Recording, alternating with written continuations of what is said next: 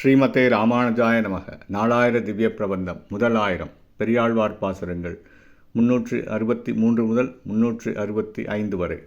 363ஆம் பாசுரம். உரகமெல்லனையான் கையிலுறை சங்கம் போல் மட அன்னங்கள் நிறைகணம் பரந்தேறும் செங்கமல வயல் திருக்கோட்டியூர். நரகநாசனை நாவில் கொண்டழையாத மானிட சாதியர் பருகுநீர் முடுக்கும் கூரையும் பாவஞ்செய்தன தாங்களோ. ஆதிசேடனை படுக்கையாக கொண்ட திருமால் திருக்கையில் சங்கு போல திருக்கோட்டியூரிலுள்ள செந்தாமரை பூத்த வயல்களில் மடப்பம் மிக்க குணமுடைய அன்னப்பறவைகள் வரிசை வரிசையாக கூடி வாழ்கின்றன. திருத்தலத்தில் பள்ளி கொண்டிருக்கும் பெருமாள் அடியார்களின் மனவேதனையை போக்குவான்.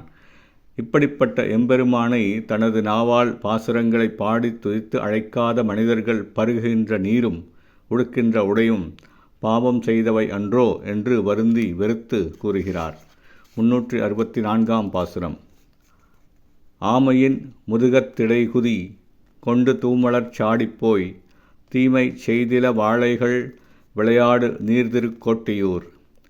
நேமி சேர்த்தடங்கைனானை நினைப்பிலா வழிநெஞ்சுடை பூமி பாரங்கள் ஒன்னுஞ் சோற்றினை வாங்கி புல்லை திணிமினே.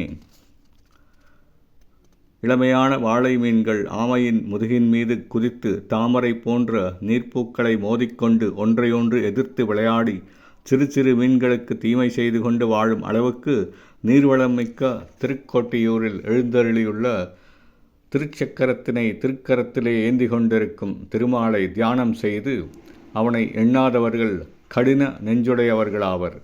இப்படிப்பட்டவர்கள் பூமிக்கு பாரமானவர்களாக இருப்பதோடன்றி அவர்கள் உண்ணும் சோற்றை தின்னாதபடி பிடுங்கி அதற்கு பதிலாக அவர்கள் வாயிலே புல்லை திணியுங்கள். 365ஆம் பாசுரம். பூதம் ஐந்தொடு வேள்வி 5 புலன்கள் 5 பொறிகளால் ஏதமொன்றிலாதவன் மைனார்கள் வாழ்திருக்கோட்டியூர். நாதனை நரசிங்கனை நவின்றேத்துவார்களுள் உழக்கிய பாததூளி படுதலால் இவ்வுலகம் பாக்கியம் செய்ததே.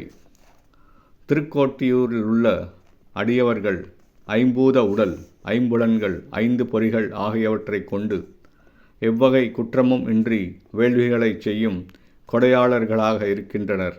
அவர்கள் இத்திருத்தலத்தில் எழுந்தருளி இருக்கின்ற தலைவனாகிய நரசிங்க மூர்த்தியையும் சொக்க நாராயண பெருமாளையும் துதிக்கின்ற அடியவர்களின் பாத தூளி படுவதால் இவ்வுலகமானது நட்பேறு பெற்றுவிட்டது.